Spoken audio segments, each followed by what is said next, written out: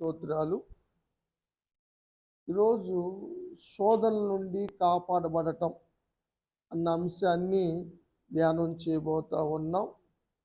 శోధనలు ఎలా వస్తాయి, ఎవరి వల్ల వస్తాయి, ఎవరు శోధిస్తారు, ఎవరిని శోధిస్తారు, ఆ శోధనల నుంచి ఎవరు కాపాడతారు అన్న అంశాన్ని పరిశుద్ధ గ్రంథం నుండి మనం ధ్యానం చేయబోతా ఉన్నాం.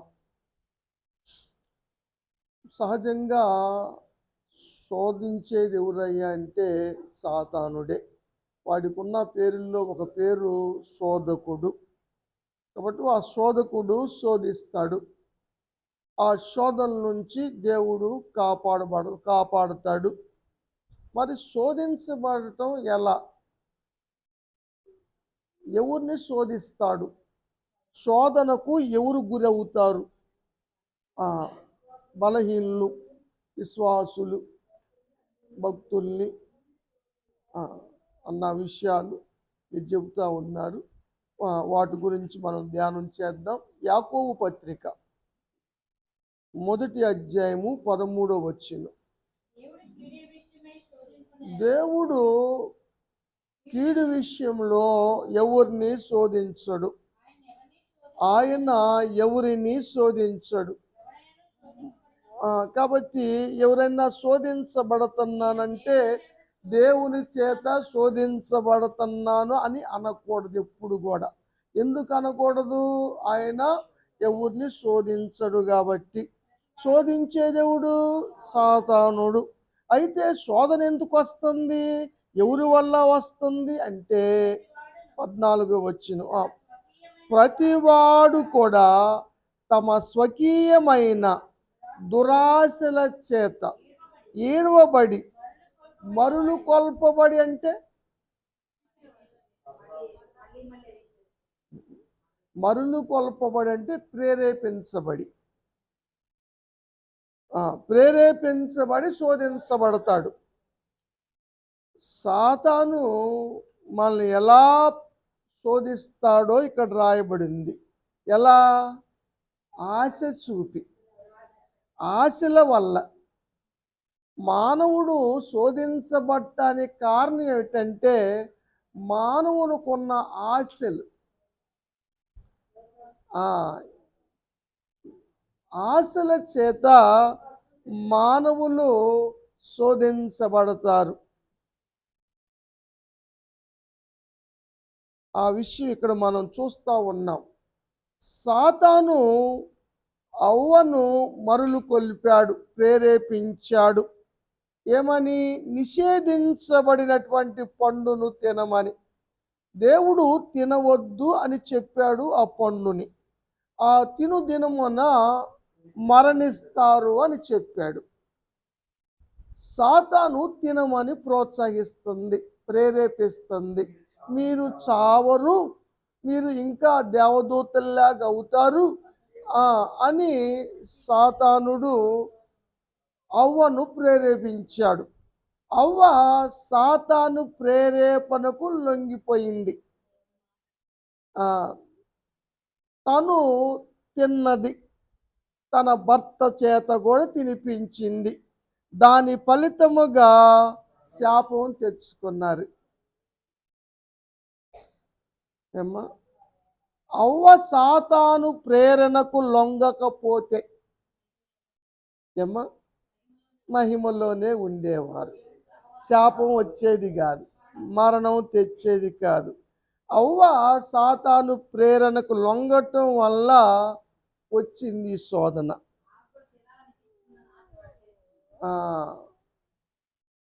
సాతానే కోసి నోట్లో పెట్టల, తినమని చెప్పాడు. తినాలి, తినకపోవటం అన్నది ఆ వ్యక్తి విషయంలో తీసుకోవాల్సిన తీర్మానం.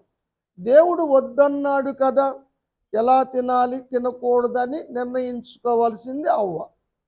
కానీ ఈ ప్రేరేపణకు లొంగిపోయి చాలా తినలేదు.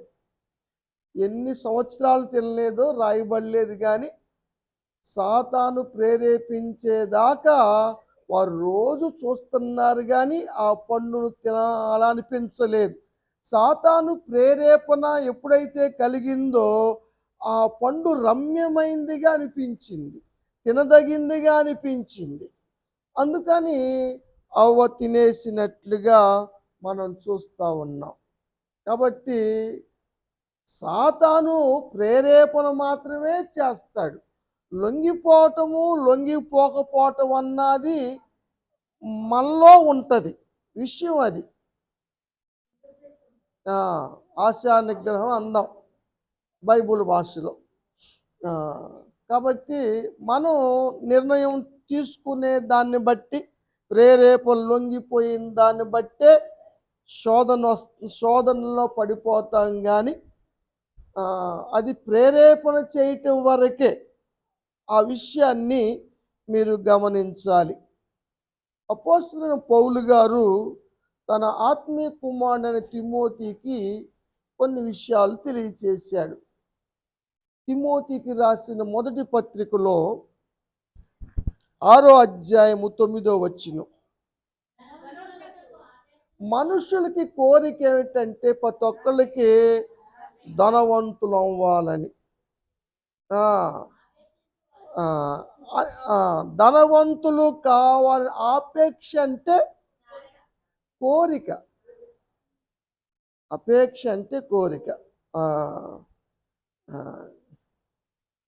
కాబట్టి ధనవంతులు కావాలనే కోరిక గలవారు శోధనలో పడతారు, ఉరిలో పడతారు, అవివేక యుక్తమును హానికరమైన దురాశలోను పడతారు. అవి మనుషులను నష్టములోను నాశనములోను ముంచుతాయి. అంటే మన ఆశలే మన కొంపలు ముంచుతాయి కదా. కవులు పాఠ్యభాగాలు చెప్పిన దురాశ దుఃఖమునకు చేటు అన్న కథలు మనకు తెలుసు. మన ఆశల వల్ల శోధించబడతాం. ఆశల్ని సాతానుడు ఉరిగా ఒడ్డుతాడు. ఉరి గురించి చెప్పాలంటే హబక్కూకు గ్రంథంలో ఒక మాట ఉంది, చదువుదాం. మొదటి అధ్యాయము 15వ వచనం, వాడు గాలం వేస్తాడు,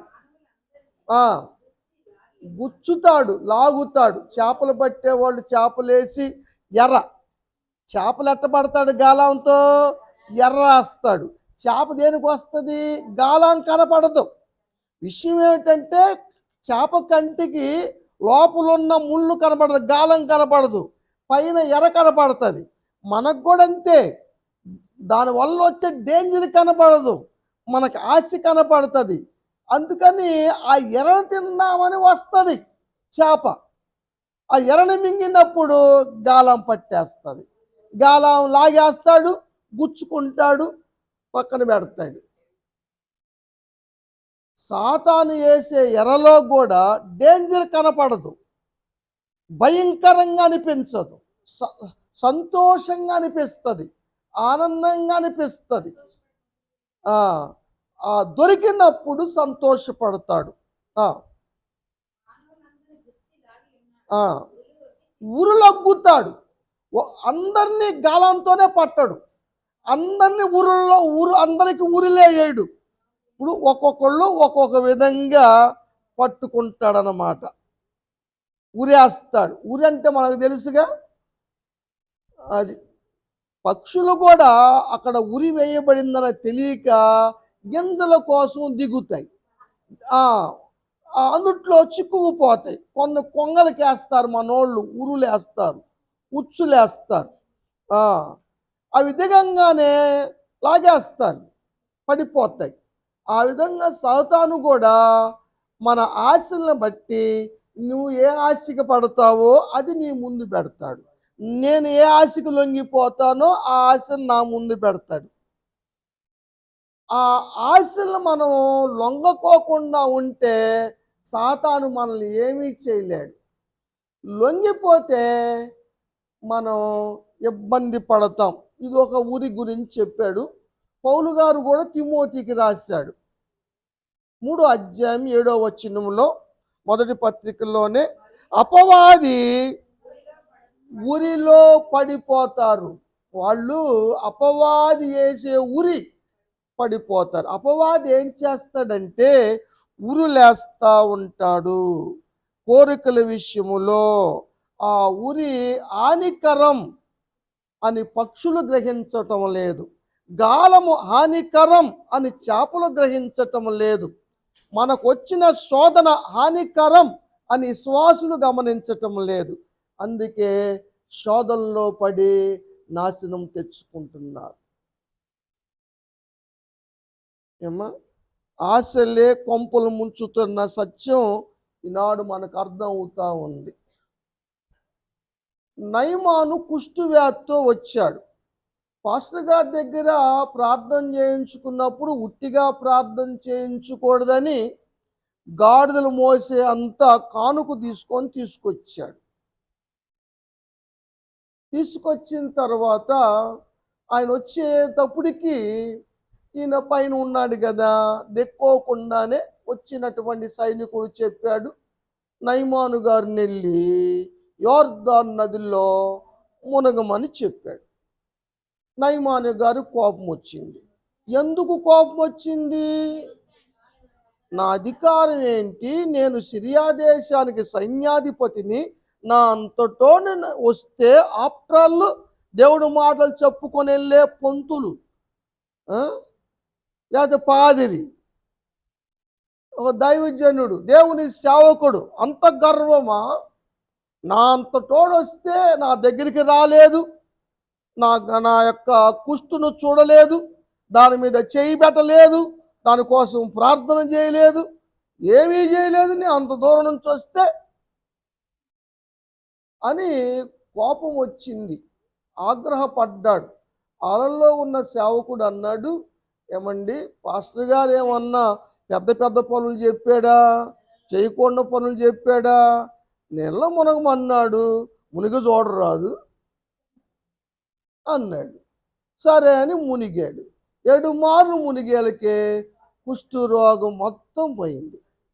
పసిపిల్లవాడి దేహంగా మారిపోయింది. ఇప్పుడు దైవజనుడు అంటే గౌరవం పెరిగింది. అందుకని కార్యాలు చూస్తేనే దైవజనుడికి గౌరవం, లేకపోతే నువ్వెంత అన్నట్టే. వచ్చాడు. వచ్చి మళ్ళీ దైవజనుడి దగ్గరికి వచ్చి అవన్నీ తీసుకోమని అడిగాడు. నాకేం అవసరం లేదయ్యా, నీ సొమ్ము నీ దగ్గర పెట్టుకో, నువ్వు వెళ్ళిపో. చాలామంది విశ్వాసుల దగ్గర తప్ప అవిశ్వాసుల దగ్గరను అన్యుల దగ్గర కానుకలు తీసుకోరు దైవజనులు కొందరు. అందుకని ఎలీషా గారు వద్దన్నాడు. ఆయన రథం మీద వెళ్ళిపోయాడు మట్టి తీసుకొని. వెళ్ళిపోయిన తర్వాత గెహజీకి ఆలోచన వచ్చింది, నా యజమాని గారికి, మా పాస్టర్ గారికి తీసుకునే బుద్ధి లేదు, ఎందుకు వదిలిపెట్టాలి? వాడికి స్వస్థత కలగలేదంటే వేరే విషయం, కానీ కార్యం జరిగిందిగా, ఎత్తానని వచ్చినప్పుడు వద్దెందుకు అనాలి అని గెహజీ ధనాశతో పరిగెత్తుకుంటెళ్ళి అతని దగ్గర కలుసుకున్నాడు. చూసిన వాళ్ళు అన్నారు, గెహజీ ఆ పనోడు వస్తున్నాడండి, ఆ పాస్టర్ గారి దగ్గర ఉన్న ఆయన వస్తున్నాడు అని చెబితే రథం ఆపాడు, వెళ్ళాడు. ఏంటంటే ఇప్పుడేనండి కొంతమంది కొత్తగా శిష్యులు వచ్చారు, 2, వారికి వస్త్రాలు కావాలి, కొంత ధనము కావాలి, తీసుకురామన్నాడు పాస్టర్ గారు అని చెప్పాడు. తీసుకెళ్ళయ్యా, ఒక దుస్తులు, 2 కాకపోతే మొత్తం తీసుకెళ్ళు. 2 మనుగుల వెండి ఇచ్చాడు. అవన్నీ తీసుకొని వెళ్ళి మళ్ళీ పాస్టర్ గారికి కనపడితే ఎందుకన గడుగుతాడు అనుకున్నాడేమో, తీసుకెళ్ళి అరే ఇంట్లో పెట్టేసేయండి, మా ఇంట్లో పెట్టండి అని ఇంట్లోకి పంపించి ఏమీ ఎరగనట్టు వాడిలాగా దైవజనుడి దగ్గరికి వచ్చాడు. వచ్చి నుంచున్నాడు. ఎలీషా గారు అడిగాడు, గెహజీ ఆడికెళ్ళావు నువ్వు? నేను ఆడికెళ్ళానండి, ఇక్కడే ఉన్నాగా. నిజంగా దైవజనుల మనసు తిరుగుతూ ఉంటుంది, దైవజనుల మనసు సంచారం చేస్తుంది కదా, ఆత్మ విషయాలు తెలుస్తాయి. అభిషేకం పొందిన వారికి అన్నీ తెలుస్తూనే ఉంటాయి. ఒకళ్ళు చెప్పక్కర్లేదు కానీ ఏ మూల నుంచొని ఏం మాట్లాడుకున్న విషయాలు తెలుస్తాయి. ఎందుకంటే మా మనస్సు లాగుతుంది. కొన్ని దగ్గరలో ఇప్పుడు రిసీవర్ ఉందనుకో, ఇది ఏడదాకా పోయిద్దంటే దీని శక్తి ఉన్నంత వరకు పోతుంది. ఒక్కొక్కడికి ఒక శక్తి కొంత రేంజ్ దాకా ఉంటుంది. ఆ శక్తి ప్రకారంగా అన్నప్పుడు నువ్వు దైవజనుడితో అబద్ధం ఆడావు. నయమాన్ని కావాల్సి వచ్చిందిగా నీకు. మరి నయమానికి ఇప్పుడు దాకా ఏముంది? కుష్ఠరోగం ఉంది. తీసుకో మరి అది కూడా. ఆ డబ్బులు తీసుకున్నట్టుగానే వాడు రోగాన్ని కూడా తీసుకో. అది సదాకాలం నీకు నీ సంతానానికి అంటే అప్పటికప్పుడు కుష్ఠరోగం వచ్చేసింది. సదాకాలం గెహజీ కుటుంబము కుష్ఠరోగంతో బ్రతికారు. ఆ శోధనకు లొంగకపోతే గెహజీ కుటుంబం ఆశ్రయించబడేది. కాబట్టి ధన ఆశ గెహజీని ఇబ్బందులు పాలు చేసినట్లుగా మనం చూస్తాం. మళ్ళీ దైవజనుడితో అబద్ధం ఆడాడు కదా. అననీయ సప్పీరా దంపతులు కూడా కొంత దాచుకున్నారు. అంటే పరిశుద్ధాత్మ దేవుడికి తెలియదా ఎంత దాచుకున్నాదో అని తెలిసిద్దా? పాస్టర్ గారికే కొన్ని విషయాలు తెలుస్తుంటే పరిశుద్ధాత్ముడికి ఎందుకు తెలియదు? సమస్తం తెలిసిద్ది. అననీయ రాగానే, అననీయ ఎంతకి అమ్మావు నువ్వు? ఇంతకే అమ్మావా? అవునండి ఇంతకే అమ్మాను. కొంత దాచుకొని తెచ్చినప్పుడు పేతురు గారు అన్నాడు 5వ అధ్యాయంలో అపోస్తుల కార్యములు 2వ వచనం, నీ భూమి వెలలో కొంత దాచుకున్నావు.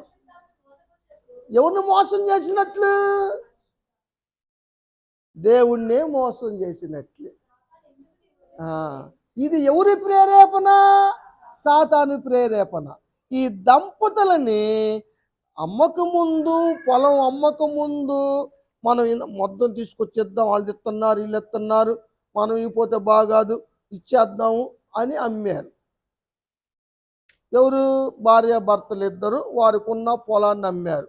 అమ్మినప్పుడు ఏమమ్మారు? మొత్తం ఇద్దాం, ఎంత వస్తే అంత, అది దేవుడికి ఇద్దాం, ఈ పొలం దేవునికి ఇద్దాం అనుకున్నాం, అమ్మేద్దాం, ఎంత డబ్బులు వస్తే అంత దేవునికి అప్పచెబుదాం అని అనుకున్నారు. ఎప్పుడు? డబ్బులు రాకముందు. అనుకోమని చెప్పలేదు. అందుకనే మొక్కుబడి చేసుకునేటప్పుడు ఆలోచించుకొని మొక్కుకోండి, తొందరపడమాకండి, బుద్ధిహీనంగా మొక్కుబడి చేసుకొని బాధపడమాకండి. యెఫ్తా న్యాయాధిపతి ఇబ్బంది పడ్డాడు, ఆ విధంగా అనుకొని వాక్యం కూడా చెబుతుంది, నువ్వు మొక్కోపోతే నీ మీద ఏ పాపము ఉండదు. అదే మేలు. మొక్కుకొని చేయకపోవటం కన్నా కూడా మొక్కుకోకుండా ఉండటం మేలు అని వాక్యము చెబుతా ఉంది. డబ్బులు వచ్చిన దాకా భార్య భర్త ఇద్దరు ముచ్చట్లు ఆడుకున్నారు. దేంట్లో ఏకీభవించారో ఏకీభవించదో మనకు తెలియదు కానీ దీంట్లో మాత్రం ఇద్దరు ఏకీభవించారు. అది సాతాను ప్రేరణ అని అపోస్తలుడైన పేతురు గారు చెప్పాడు. ఆయన అభిషక్తుడయ్యాడు కదా, 2వ అధ్యాయంలోనే పరిశుద్ధాత్మతో నింపబడ్డాడు కదా. ఇప్పుడు ఆయనకి తెలుస్తున్నాయి. అభిషేకం పొందిన వారికి కొన్ని విషయాలు తెలుస్తాయి కదా, దేవుని విషయాలు. మనిషి ఆత్మకు మనిషి విషయాలు తెలిసిన, నీ ఆత్మకు నీ విషయాలు తెలుసు, దేవుని ఆత్మకు దేవుని విషయాలు తెలుసు. అట్లానే దేవుని ఆత్మ మనకు అన్నీ తెలియచేస్తాడు అని పౌలు గారు సంఘాలకి తెలియచేశాడు. అందుకనే పేతురు గారికి తెలిసింది, వారు సాతాను ప్రేరేపణకు లొంగటం వల్ల ఇద్దరు శాపం తెచ్చుకున్నారు కదా, మరణించారు అన్న విషయాన్ని ఇక్కడ మనం చూస్తూ ఉన్నాం. కాబట్టి ప్రియమైన దేవుని బిడ్డలారా, సాతాను ప్రేరేపిస్తాడు, శోధిస్తాడు, దానికి లొంగిపోవద్దని దేవుని యొక్క వాక్యం చెప్తా ఉంది. యేసు ప్రభువారితో ఉండి యేసు ప్రభువారితో కూడా పాత్రలో చేయి ముంచిన ఇస్కరియోతు యూదాలో కూడా సాతాను ప్రేరణ ద్వారా డబ్బాశ కలిగి ధనాశ కలిగి యేసు ప్రభువారిని పట్టించే ప్రయత్నం చేశాడు. 30 వెండి నాణ్యాలకు ఇస్కరియోతు యూదా లొంగిపోయాడు. యేసు ప్రభువాన్ని పట్టించాడు. యేసు ప్రభువారు కలుగుతున్న పరిస్థితిని చూసి మళ్ళీ వాళ్ళ దగ్గరికి వెళ్ళాడు. నాకు ఈ డబ్బులు వద్దు, నేను నిరపరాధ రక్తాన్ని నేను అప్పగించాను, పాపం చేశాను అని వాళ్ళతో అన్నాడు, ప్రధాన యాజకులతో. మాకేం సంబంధం లేదన్నారు వాళ్ళు. అప్పుడు ఆ 30 వెండి నాణేలను ఇసిరి పారేశాడు. మత్తయి సువార్త 27 అధ్యాయంలో ఉంది. శిక్ష విధించడం చూసి పశ్చాత్తాపం వచ్చింది. ఎవరైతే ఇచ్చారో వాళ్ళకి తీసుకెళ్ళి ఇచ్చేశాడు. నేను చాలా తప్పు చేశాను నేను. మాకేం పనయ్యా, అది నువ్వు చూసుకోవాల్సిందే. అక్కడ పారేసి ఉరి పెట్టుకొని చనిపోయాడు కదా. ఇది ఎలా కలిగింది? ఇస్కరియోతు యూదాలో సాతాను పుట్టించిన ఆలోచన కదా. యోహాను సువార్త 13లో ఉంది. ఇస్కరియోతు యూదా హృదయములో అపవాది అంతకు ముందే ఆలోచన పుట్టించను. వాడు ఆలోచనలు పుట్టిస్తాడు, ప్రేరేపణ కలుగు చేస్తాడు. దానికి లొంగుతావా లొంగవా అన్నది, దాన్ని బట్టి మనకు వచ్చే ఆశీర్వాదమా శాపమా అన్నది ఆధారపడి ఉంటుంది. ఆ సత్యాన్ని ఈరోజు మీరందరూ గమనించాలి. దానియేలు, అతనితో ఉన్నటువంటి షడ్రక్, మెషక్, అబేద్నెగోలు కూడా శోధించబడ్డారు. రాజభోజన విషయములో, బలి అర్పించిన వాటిని తినే విషయములో వారు శోధించబడ్డారు. అయితే వారు మరి కదా, అరే మాంసం ఎట్ట కాదంటాం, కేజీ 900. సిస్టర్ గారు ఇలా ఒకసాటికి వెళ్ళి 3-4 ఏటలు కోసిన తినకుండా వచ్చారు. అదేలేమ్మ. కాబట్టి రాజభోజనం అయినా సరే అది తినటము అపవిత్రత కలుగు చేస్తుందని ఆ శోధనకు వాళ్ళు లొంగిపోలేదు. ఆశా నిగ్రహం కలిగి ఉన్నారు. కాబట్టి దేవుడు మెచ్చుకున్నాడు, వారిని హెచ్చించాడు, గొప్ప చేశాడు కదా. 1 అధ్యాయం 8వ వచనములో వారు తీర్మానం చేసుకున్నారు. ఏమని? రాజభోజనము తిని మనం అపవిత్రపరచుకోకూడదని. దేవుని కటాక్షం వల్ల అక్కడున్న మన చదువుల భాషలో వార్డెన్ గారికి కటాక్షం కలిగించటం వల్ల వీళ్ళని 10 రోజులు పరీక్షించి, రోజు మాంసం తినే వాళ్ళ మొఖాల కన్నా ఈ శాఖాధాన్యం తిన్న వాళ్ళ మొఖాలు కలగా ఉండటం ద్వారా ఆయన అనుమతించాడు. తర్వాత వీళ్ళకి 17వ వచనం, దేవుడు వారికి జ్ఞానం ఇచ్చాడు, సకల శాస్త్ర ప్రావీణ్యతనిచ్చాడు, వివేచన అనుగ్రహించాడు. ఎందుకో తెలుసా? వారు దేవుని కోసం నిలబడ్డారు, శోధనలో పడిపోలేదు.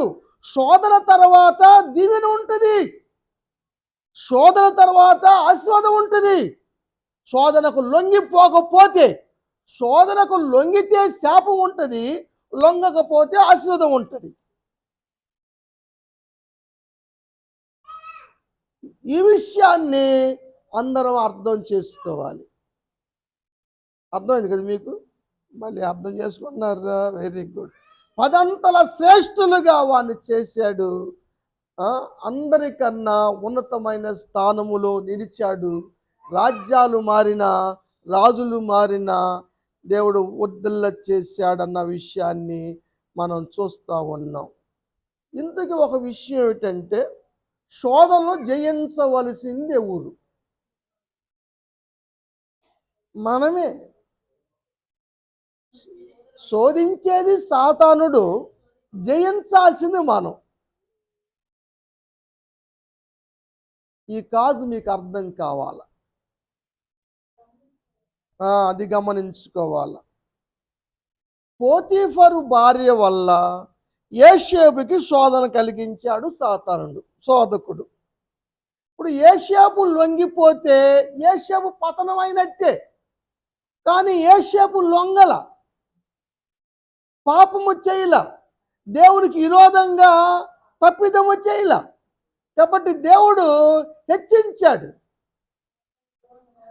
నేరం తొలగించాడు, చెరసాల నుంచి విడిపించాడు, ఐగుప్తు దేశానికే అధికారం చేశాడు. కారణం కారణం శోధన జయించటం. నువ్వు శోధన జయించు, దేవుడు నిన్ను ఉన్నతమైన స్థితిలో ఉంచుతాడు, శ్రేష్టమైన స్థితిలో ఉంచుతాడు. శోధనకు లొంగిపోయావా, అది మనమే చేతులారా పాడు చేసుకున్న వాళ్ళం అవుతాం భవిష్యత్తులో. ఆ సత్యాన్ని అర్థం చేసుకోవాలి. శోధన జయిస్తే ప్రతి ఒక్కరూ హెచ్చించబడతారు. శోధనకు లొంగిపోతే ఏ వ్యక్తి అయినా పతనమైపోతాడన్న సత్యము వాక్యము బోధిస్తుంది, వాక్యము తెలియచేస్తూ ఉంది. అనేక మంది భక్తుల జీవితాలు మన ముందు ఉంచారు. పరిశుద్ధాత్మ దేవుడు వాక్యాన్ని రాయించింది ఎందుకంటే అవన్నీ మనం తెలుసుకొని మేలైన దాన్ని చేపట్టమని. ఆ విషయాన్ని మనం గమనించాలి. బత్షెబా ద్వారాగా దావీదు శోధించబడ్డాడు. దావీదు ఎంతో గొప్ప ప్రార్థనాపరుడు, భక్తి గలవాడు, దేవునికి ఇష్టానుసారమైన మనసు గలవాడు, దేవుని ఉద్దేశాలు నెరవేర్చేటువంటి గొప్ప వ్యక్తి. రోజుకి 7 మారు స్తుతిస్తాడు, 3 మారు ప్రార్థన చేస్తాడు. అలాంటి గొప్ప వ్యక్తి శోధనకు లొంగిపోయి ఇంట్లో యుద్ధాలు తెచ్చుకున్నాడు, గొడవలు తెచ్చుకున్నాడు, మరణాలు తెచ్చుకున్నాడు. నువ్వు ఎంత భక్తి పరువాడివైనా, నువ్వు ఎంత రుస్తువైనా సరే, నువ్వు ఎంత గొప్పవాడివైనా సరే, దేవుని దృష్టిలో అందరూ సమానులే. ఈ సత్యం కూడా మనకు అర్థం కావాలి. ఇక్కడ దేవుని దృష్టిలో గొప్ప తక్కువ తేడాలు లేవు. తప్పు చేసిన ఎవరైనా సరే న్యాయాధిపతి తీర్పుకు లొంగిపోవలసిందే. ఆ సత్యము దావీదు జీవితాన్ని బట్టి మనకు అర్థమవుతా ఉంది. కాబట్టి ప్రియమైన దేవుని బిడ్డలారా గమనించండి, దేవుడు వచ్చే ప్రతి శోధనలో మనల్ని బలపరిచి శోధనలను తప్పించును గాక. శోధన జయించటానికి కావలసిన శక్తిని దేవుడు మనందరికి ఇచ్చును గాక. ఈ సంవత్సరములో ఏ శోధనకు కూడా మనం లొంగిపోకుండా దేవుని శక్తి చేత నింపబడి శోధనలు జయించుదుము గాక.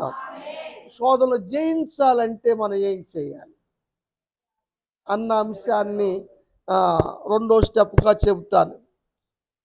ఇప్పటికే ఎక్కడ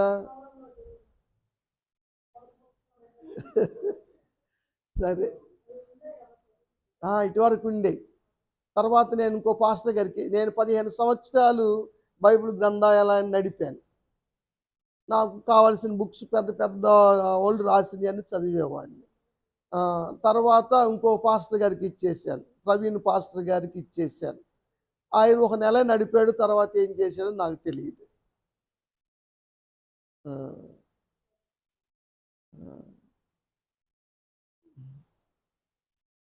సరే, మనం ఎన్ని చదివినమ్మా దేవుని నడిపింపు లేకుండా, దేవుని యొక్క పరిశుద్ధాత్మ లేకుండా దేన్ని అర్థం చేసుకోలేం, బోధించునులేం. ఏమ్మా అర్థం కాదు ఎవరికి. ఒక్కోసారి మీటింగ్లో ఎదురు కూర్చొని చదువుతారు, ఐఏఎస్ చదివిన వాళ్ళు కూడా చదువుతూ ఉంటారు, తప్పులు చదువుతారు బైబిల్ కదా. కాబట్టి బైబిల్ చదవటం అంత తేలికైన విషయం కాదు. పెద్ద పూజారి గారు చెప్పాడు, బైబిల్ అంత తేలికైంది కాదండి. ఆయన చెప్పిన మాటలు మనకు తెలుసు. కాబట్టి దేవుని దృష్టిలో ఎవరు అతీతులు కాదు. శోధనకు లొంగిపోయిన ప్రతి ఒక్కరికి శిక్ష తప్పదు. ఆ సత్యాన్ని మనం గమనించాలి. ఆ, శోధన జయించాలంటే ఏం చేయాలి అన్న విషయం యేసు ప్రభువు వారు నేర్పించారు. మత్తయి సువార్త 6వ అధ్యాయం 13వ వచనం. ప్రార్థన ప్రతిరోజు చేసుకోవాల్సిన ప్రార్థనలో ఇది ఒకటి ఉంది. పరలోక ప్రార్థన, ప్రభువు నేర్పిన ప్రార్థన. యోహాను గారు తన శిష్యులకి ప్రార్థనలు నేర్పుతున్నారయ్యా, మాకు కూడా మీరు ప్రార్థన నేర్పండి అయ్యా అని శిష్యులు అడిగారు యేసు ప్రభు వారిని. యేసు ప్రభు వారు నేర్పిన ప్రార్థన పరలోక ప్రార్థన అని, ప్రభు నేర్పిన ప్రార్థన అని, మాదిరికరమైన ప్రార్థన అని చాలా పేర్లతో పిలువబడతా ఉంటారు. మనం చూస్తాం ఆ విషయాన్ని. ఇక్కడ ప్రతిరోజు చేయవలసిన ప్రార్థన ఇది. మమ్మల్ని శోధనలోనికి తేక దుష్టుడి నుంచి తప్పించు. దుష్టుడు ఎవడు? సాతానుడు. కాబట్టి శోధనలోనికి రాక సాతాను నుంచి మమ్మల్ని తప్పించమని ప్రార్థన చేయాలి. దేవుడు తప్పించగలడా? తప్పిస్తాడా? దేవునికి స్తోత్రం కలుగును గాక. ఈ సంవత్సరంలో మైసూరు కుటుంబానికైనా మన సంఘ బిడ్డల కుటుంబాలకైనా సరే ఏ శోధన రాకోకుండా దేవుడు తప్పించును గాక. దేవుడే తప్పించగలడు. అందుకే ప్రార్థనలు, అందుకే ఈ కూటాలు పెట్టుకోవటం. ఆ సత్యాన్ని మీరు గమనించవలసిందిగా మీకు నేను తెలియజేస్తా ఉన్నాను. 26వ అధ్యాయం 41వ వచనం. మీరు శోధనలో ప్రవేశించుకున్నట్లు మెలకువగా ఉండి ప్రార్థన చేయండి. ప్రార్థన చేయకపోతే శోధనలు వస్తాయి. అవమ ప్రార్థన చేయలే, దావీదు ప్రార్థన చేయలే. అప్పుడు స్నానం చేస్తున్నప్పుడు చూశాడు కదా, ఇక అప్పుడు ప్రార్థన మీద దృష్టి పోలా, ఆమె అందం మీదకే దృష్టి పోయింది. ప్రార్థన చేయలేదు. దానియేలు ప్రార్థన చేశాడు కదా. కాబట్టి సింహాల బోన్లో వేసినప్పటికీ శోధన జయించగలిగాడు దానియేలు ప్రార్థన.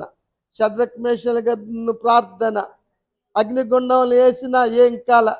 ప్రార్థన శోధన నుంచి తప్పిస్తుంది, జయ జీవితాన్ని ఇస్తుంది. ఈ ప్రార్థనా కూటాలు మైసూరు గారి కుటుంబ సభ్యులందరికీ, మన సంఘ కుటుంబాలన్నిటికీ కూడా జయ జీవితాన్ని అనుగ్రహించును గాక. దేవునికి స్తోత్రం. అందుకే ఈ ప్రార్థనా కూటాలన్న సత్యాన్ని మీరు గమనించాలి. ఇంకొకటి ఏమిటంటే వాక్యము తెలిసి ఉండాలి. వాక్యము హృదయములో ఉండాలి. వాక్యము తెలుసుకొని ఉండాలి, వాక్యము హృదయములో ఉండాలి. మత్తయి సువార్త 4వ అధ్యాయం 3వ వచనం.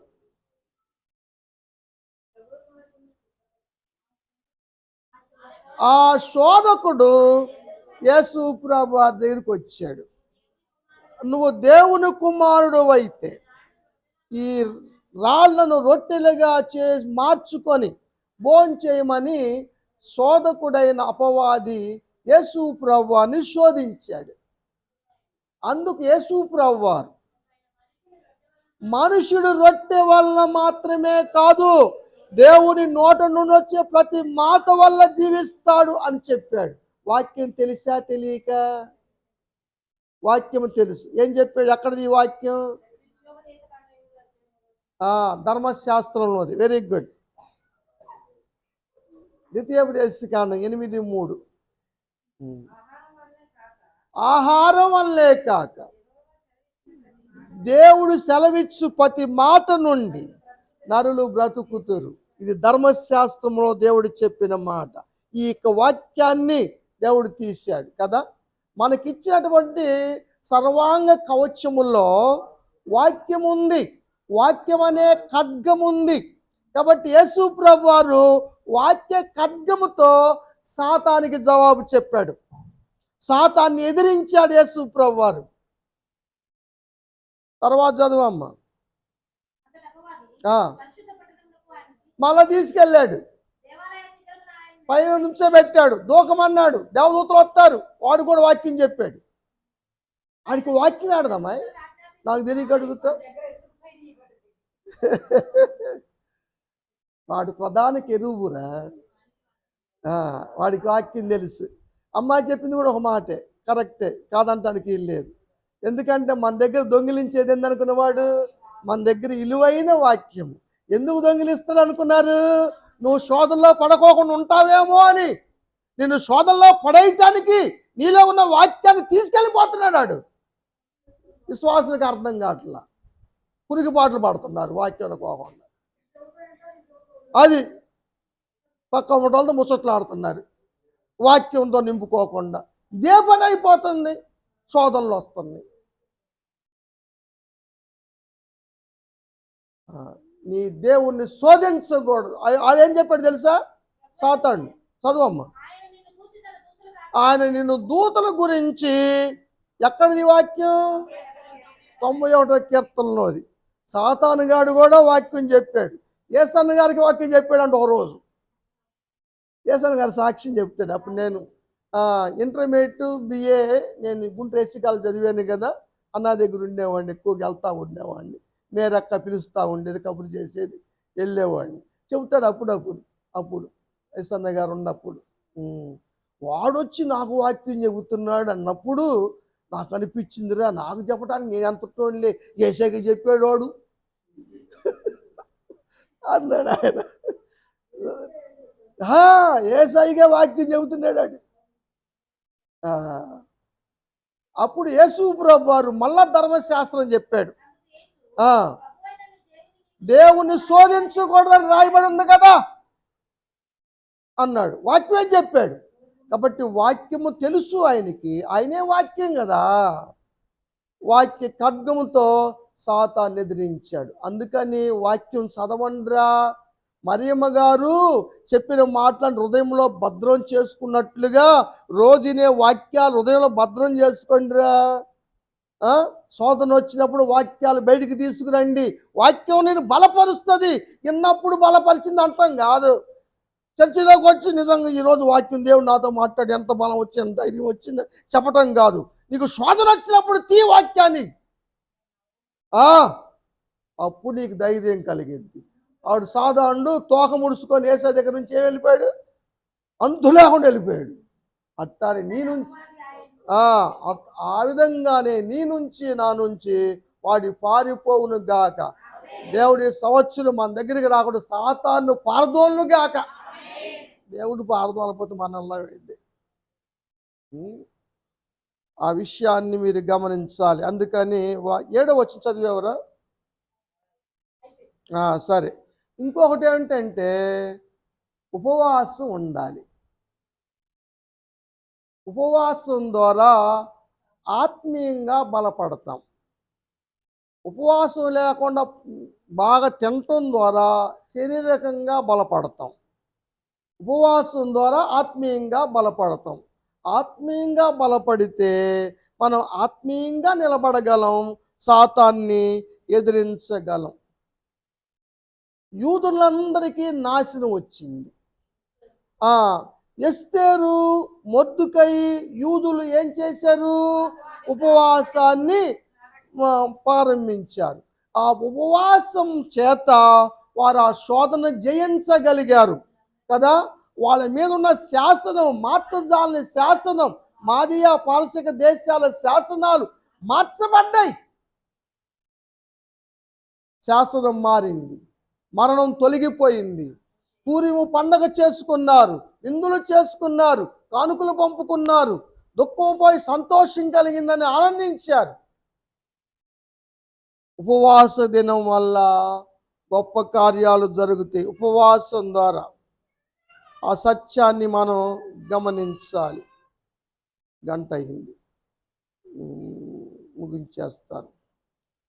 దేవునికి లోబడాలి. యేసు ప్రభువారు నా చిత్తం చేసుకుంటానికి నేను రాలేదు, దేవుని చిత్తం జరిగించటానికి. ప్రతి విషయంలో తగ్గించుకున్నారు, విధేయత చూపించారు, లోబడి జీవించారు. కాబట్టి ఎవరు లోబడి ఉంటారో వారికి సాతాను లొంగిపోతాడు, వాడు సైతానుడు పారిపోతాడు. యాకోబు పత్రికలోని మాట చూడగలం, 4వ అధ్యాయం 7వ వచనం. కాబట్టి మొదటిగా దేవునికి లోబడాలి మనం. అప్పుడు అపవాదిని ఎదిరించాలి. దేవునికి లోబడకుండా అపవాదినికి ఎదిరిస్తే ఎవడు రాను అంటది. ఆ, దేవునికి లోబడి దేవుని నామంలోను వాడిని ఆజ్ఞాపిస్తే వాడి పారిపోతాడు. దేవునికి లోబడన వలన వాళ్ళు అపవాదిని ఎల్లగొట్టలేరు. ఆ సత్యాన్ని గ్రహించి మొదటి అధ్యాయం చూడండి, 12వ వచనం యాకోబు పత్రికలో. ఎవరు ధన్యులండి? శోధన రానోడు కాదు, వచ్చినా సహించి జయించేవాడు ధన్యుడు. ఆ శోధనలో నిలవాలి విశ్వాసులందరూ.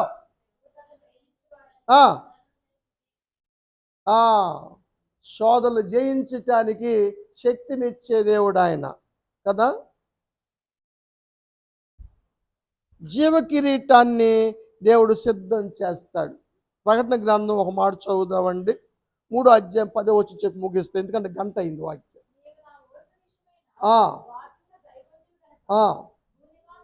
భూనివాసులందరికీ శోధన రాబోతుంది.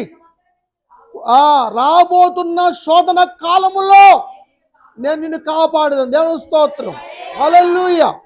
నిజంగా దేవుడు ఎంతో గొప్ప వాగ్దానం చేస్తున్నాడు. శోధన కాలములో మనందరినీ ఈ కూటమి ఏర్పాటు చేసి మైసూరు గారి కుటుంబాన్ని దేవుడు కాపాడును గాక. దేవుడి మాట ఆశ్రయించి దీవించును గాక.